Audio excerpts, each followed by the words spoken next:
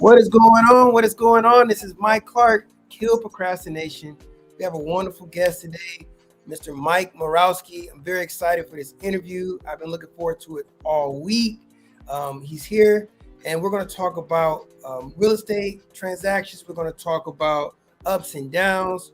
We're going to talk about just redemption. It's all going to be here. So let's just jump right into it. Mr. Morawski, you can tell us a little bit about yourself.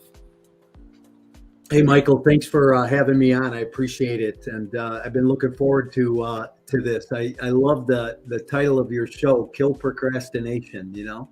Yes. That's a killer for all of us, right? Put things off or we wait till the last minute, you know? But a little bit about me. I've been in real estate for 30 years. I started out, I had a general contracting business actually, and woke up one morning and just burnt out, didn't want to do it anymore. I was still banging nails, and, you know, being an entrepreneur, Mike, you do everything, you know, all the marketing and sales and ordering of material and scheduling. And I was burnt out on it, and sold my company at that time and took a year off. And during that year, my wife and I at the time, we house hacked a few houses. And along the way, I met a real estate agent that was really successful and thought that real estate would be a great business to go into.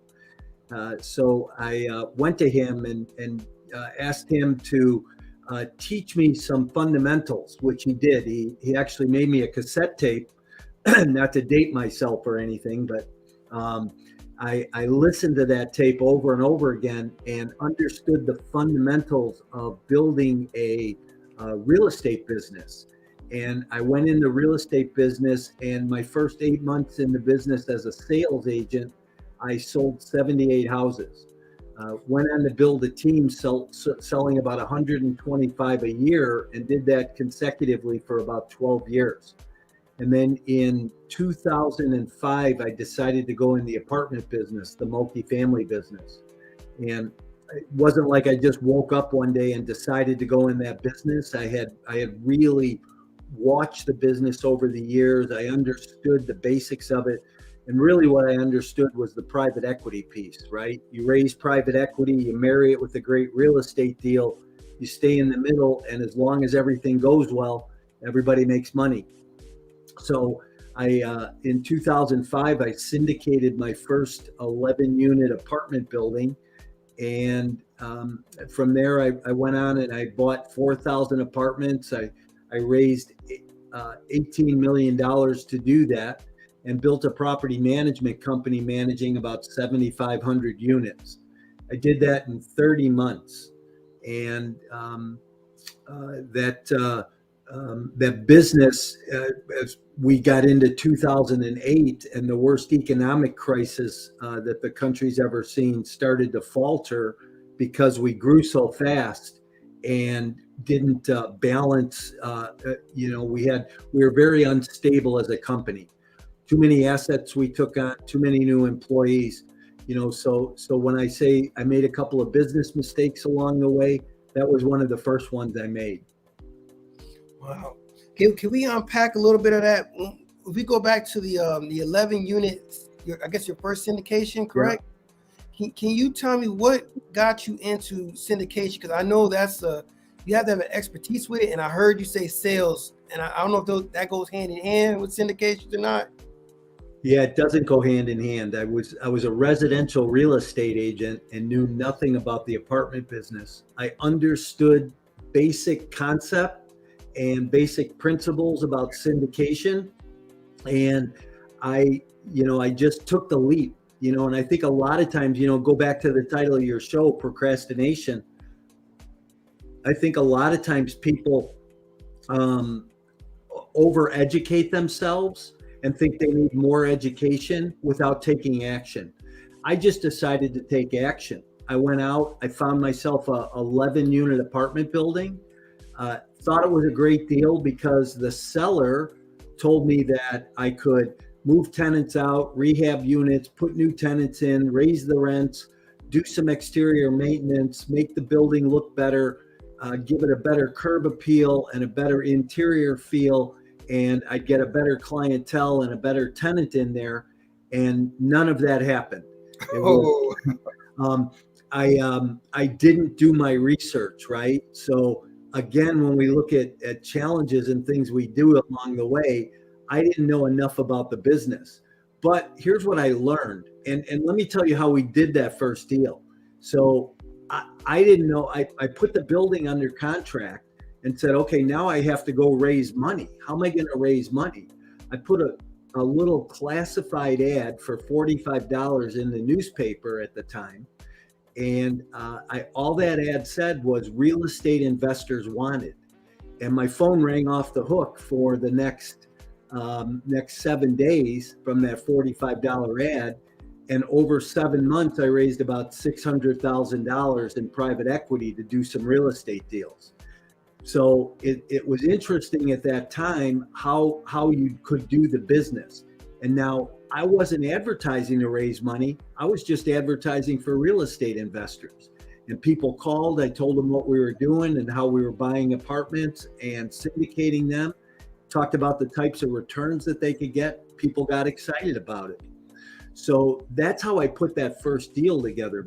But here's what I learned about that deal was everything the seller told me didn't come true. Everything the seller told me was wrong. So I called my broker at the time and I said, hey, Ryan, we need to come up with a buying strategy. And I don't know where I got that idea, but I needed to sit down and design what I wanted to buy. Kind of like the word avatar today, you know, everybody talks about having an avatar. Well, that's what I did with the type of apartment buildings I wanted to buy. And I use that same avatar today on, you know, how many units I want, my unit mix, where I want the property to be, you know, the type of property I want it to be, the class of property I want it to be, all those things I built. And then the next deal I went and did kind of fell into that avatar, and I wound up buying 64 units the next time on my next purchase. But what I had learned that I didn't know enough, and that I needed to build that buying strategy. And then I needed to build from there a plan on how I was going to grow the business, which I really started to do, and then just kind of developed from there. Wow. No, that I totally get that point. Now, I don't know what year this was when you did the 11 unit, but just keep in mind what you said. Do you believe that can still be applied to today? Today, because I know today is like more of a buyer's market, well, seller's market. I mean, can you still apply that today? Yeah, I think the fundamentals are the same, Michael. I think we just do business differently. Like there's no newspaper to put an ad in the paper for real estate investors, but we use social media today to find, you know, real estate investors. We do webinars today to attract real estate investors and build a database. We pull lists and email market to those lists. So the fundamentals are still the same. We still want to attract people to the business in order to grow that business and to build our database of passive investors as well as active investors to work with as partners, right? The other thing that I learned that I didn't know was how to underwrite deals, right? I didn't understand how you look at the fundamentals on rent growth and calculations around capital improvements or operational improvements. And those are things that I learned by talking to enough other people in the business to get enough knowledge to go and execute myself. Wow. Yeah, that's where I'm at with my journey. Same kind of story with your 11 unit. I actually got a 5-unit apartment building. I'm doing that exact thing. I was promised so many different things when I bought this property, and I'm running into all those same issues. You know, I didn't think it was anything wrong with the property. Within 48 hours, I had a gas leak. I had to, rectify that issue. I thought I was gonna have a phase 1 plan of renovating it, and it just got real overwhelming real quick. But like you said, learning those processes and taking the lessons from it, it's like I know what to do to finish this out, and then to move on to the actual next project. That's Right. what I'm trying to do as well as syndications. So, talking about your first deal, with that being said, there was a piece in there that I guess in today's economy where people want to get into real estate so bad and so fast that they not overanalyze the situation, that they don't get going, but they just want to do it so fastly they might skip something. And I know one big thing you harp on, you preach on, is ethics. Could you break that down and what that means to you? Yeah, I mean, it's a simple saying, right? Ethics is doing the right thing when nobody's watching.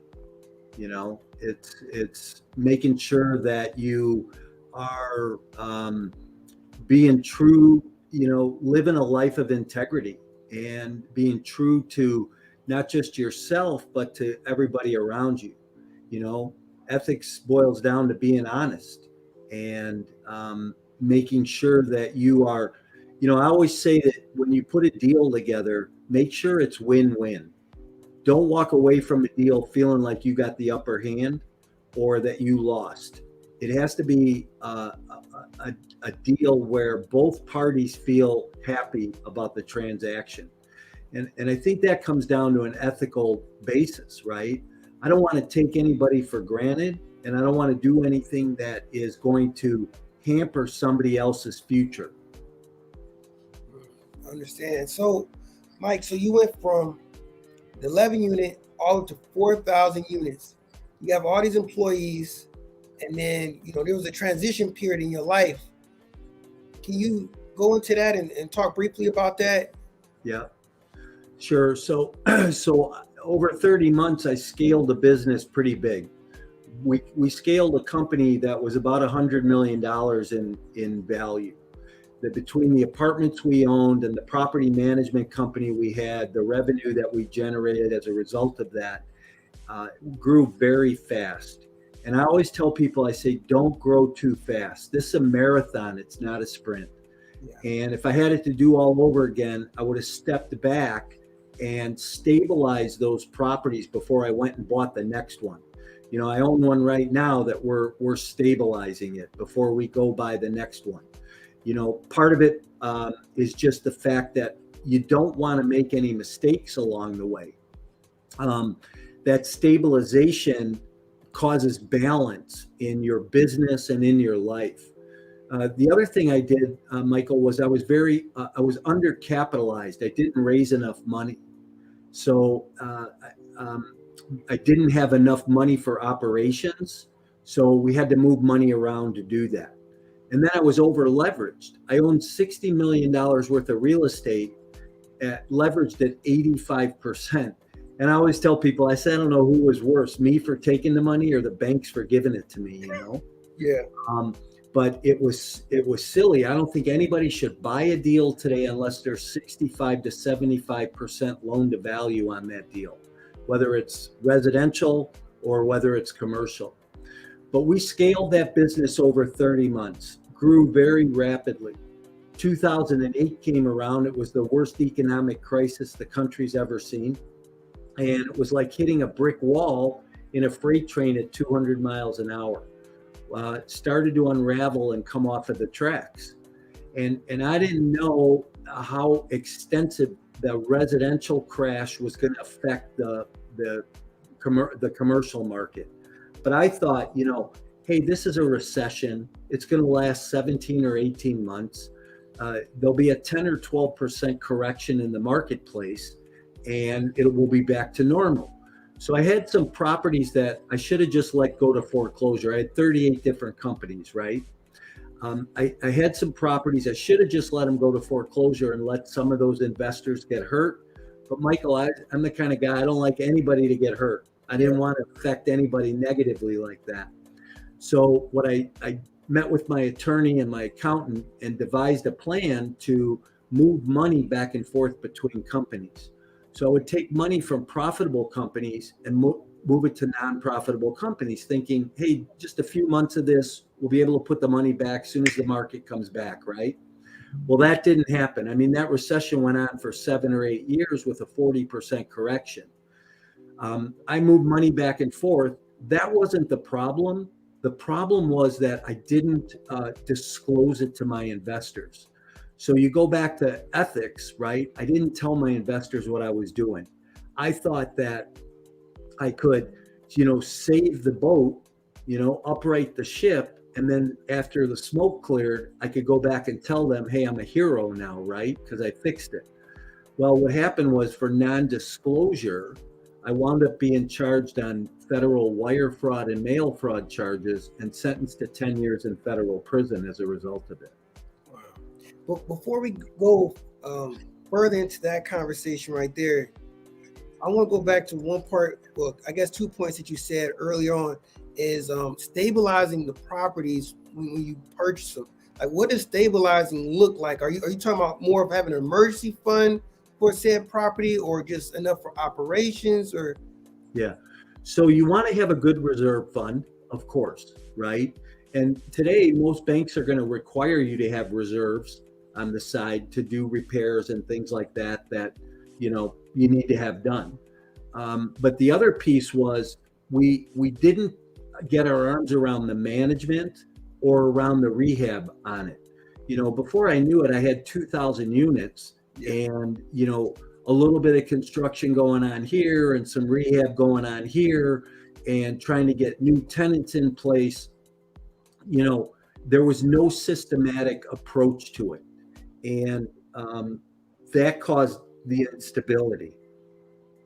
got you. Okay, then yeah, that definitely makes sense. So you were facing not only a property management point, but then you needed something go on with the rehab, like someone actually being like a property manager dealing with that as well. Like, yeah, all that going on simultaneously, and then you were still acquiring more properties at the same time. Right. Understand. So now you're faced with the wire fraud. So what happens next? So I lost everything, family, business, employees, everybody around me. I wound up in federal prison in 2013 on a 10-year prison sentence. And Michael, frankly, I thought my life was over. But then I was in prison for about 3 weeks, and then my wife divorced me, and then my life was really over.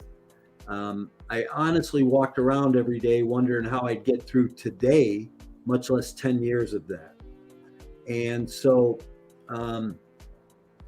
Michael, I think we all have defining moments in our life where something happens and we realize, the switch gets flipped and something changes. And here's what I always tell people. I say, I never flew private. I didn't have a big boat. I didn't have a fancy house or a big car. I was the neighborhood baseball coach. I was home every night for dinner. My wife and I had a great marriage. We were best friends. And I got ripped from that to live in a 12 by 12 room with 3 men I didn't know or like, and wondering, what the hell happened. I'm in prison about 6 weeks, and I walk into the gym one day, and this guy walks up to me, and I had gone from running marathons to being 35 pounds overweight and hating myself. And he walks up to me and he goes, hey, don't let these people beat you. All they want to do is take from you everything you've ever known. They can take your business, your money, your real estate. They can destroy your family, but what they can't take is who you are and what you're made of. You can get this 10 years back. You can redesign your life. And I don't know, something clicked for me that day. And he said, come to the gym every day, start working out. And I did. I started going to the gym. I started losing weight. I started to feel better. I wound up going to college. I got a bachelor's degree in theology. I wrote 2 books while I was gone. One is Exit Plan. You can see it behind me there. Your complete guide to multifamily investing and why you need an exit plan. I'd love to give your listeners a copy of that at the end of the show. Yes, thank you. I was on an outreach program. I went into the community, told my story 40 times to small business owners and local college students. I wrote an ethics course. I taught real estate investing, property management, and ethics in prison for 6 years. And then I met a professor from the University of Minnesota, and he and I co-authored a paper together that we had published in the Business Journal of Ethics last year. And it gets taught at the collegiate level today for forensic accounting and sales and marketing classes. Michael, today I'm home. I'm in the coaching and training business. I work with multifamily and real estate investors, helping them get into business, scale their business, and live a balanced quality lifestyle. Recently, I've been approved by the SEC to go back and sponsor deals. Just helped two of my coaching clients buy a 40-unit apartment complex that we're actively raising private capital on. So it's like everything is circled back around. Okay. So Mike, that's I hear what you're saying. So during that process when you were in prison, it sounded like your mindset shifted because, like you said, those first 3 weeks, they were tough. You know, you faced adversity, your wife left, and then, you know, just that one conversation from that random, I don't know if it was random or not, or you knew that person, but just that sparking some sort of fire in you. Like I try to tell people every day, because I don't know if you see it or not, there's people who will sit on the couch and say, well, I can't do this. Or they'll give themselves every reason why they can't succeed instead of just getting up. I mean, did you understand that part while you were dealing with that? Yeah, you know, there's choices. We all have choices that we can make every day. There's a saying in prison that's actually, it says you can either do the time or let the time do you. And I think I made a decision to do the time myself. I started to do things that would better me as a person and allow me to benefit other people as a direct result of those improvements. So that's why I coach and train today. That's why I work with people and tell my story as much as I possibly can. You know, I want people to understand that your past doesn't need to define you. We all have choices. And I had a choice in prison, right? I could have ate all day and slept all day, watched TV, or I could have, you know, improved myself and helped other guys. You know, I think one of the biggest impacts, Michael, was I remember a guy going home he went home a couple years before I did. He's a high-ranking gang member and had done a lot of time in prison. And he said to me the night before he went home, we were sitting having dinner together, and he looked at me and he said, man, if I would have known I could have made this much money selling real estate, I would have never sold drugs. And, you know, that's when I really realized that I could have an impact in people through what I teach and how I coach, and just by sharing my story. Definitely. The exposure, just being exposed to something that you've never been exposed to, definitely opens the floodgates. So I want to go right into your redemption story, like just your redemption of like you said, now you're out of prison. I mean, what did that look like? I mean, from just having to start over. Yeah. What did that look like? I was just meeting with an investor, and you know, we were having this conversation. I said, look, man, when I went to prison, it was on iPhone 2. I came home, it was 12, right? So that just shows you how much time went by. But there was a guy, he left prison one day and he handed me his number and he said, call me when you get out. And I looked at it, I go, what's this? He goes, oh, that's my Instagram address. I go, what's Instagram? He goes, oh, you'll figure it out when you get home, you know? But you come home and, you know, the choices and decisions you have to make are so much different. You know, in prison, you walk around every day and you see the same 500, 600 men, you know, you do the same thing every day. You're in this closed, confined place, and you come home and, you know, here's one of the best examples I can give people. When you're in prison and you go to the store to buy shampoo, there's two choices. There's the choice for the white guys and the choice for the black guys. It's really simple, you know. But when you come home and you go to Walmart and you look at the shampoo at Walmart, there's 45 choices. How do you make a decision? You know? So today I actually run a prison ministry through the church I go to, where we actually help guys when they come home get on their feet and, you know, help them through that transition period. Because it took me a good 6 months to be able to go to the store by myself, to be able to be in a crowded place, to be around other people that you weren't familiar with. Always thinking, you know, somebody's watching you, or, you know. And what helped was being able to tell my story more. Yeah, I was just going to ask you that, like that transition period of reintegrating yourself back into society. I mean, I was in the military for a little bit, and I was deployed to Afghanistan, and that was one of the things I faced with the same thing, like coming back and being around people. And I just, you know, I didn't want to be around people for a long time. And it was very confusing for a lot of people around me. So I know that, you know, that first 6 months, year was something different. Yeah. Hey, thanks for your service, by the way. Oh, thank you. Thank you. Yeah. So, what's the future for you? What does it look for Mike Morawski moving forward the next 5-10 years from now? Yeah.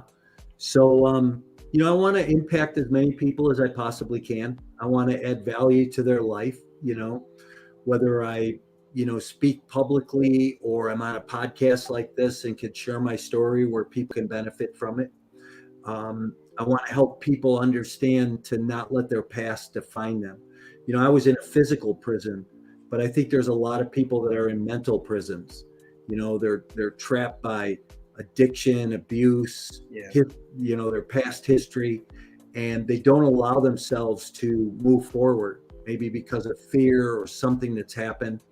And I want to help make an impact where people don't have to deal with that. I want to teach people how to invest in real estate and to grow their business and take advantage of the opportunities that are in the marketplace and how to benefit themselves and leave a legacy for their family. And I want to continue to buy apartments and be back in that game and provide, you know, one of my missions in the apartment business has always been to provide safe and secure housing. And here's why I say that. You know, I think that there's a lot of single parents out there. We all always talk about single moms, you know, and I think single moms are the hardest working people in the world, to be honest with you. I have a lot of respect for them. But I think that, you know, even single dads, right? And when they have a kid that comes home from school and they're still at work, they want to know that when that door closes behind their kid, that their kid's getting into their place of residence safely, that they don't have a gangbanger chasing them or somebody trying to sell them drugs or guns and, you know, trying to get them in a gang.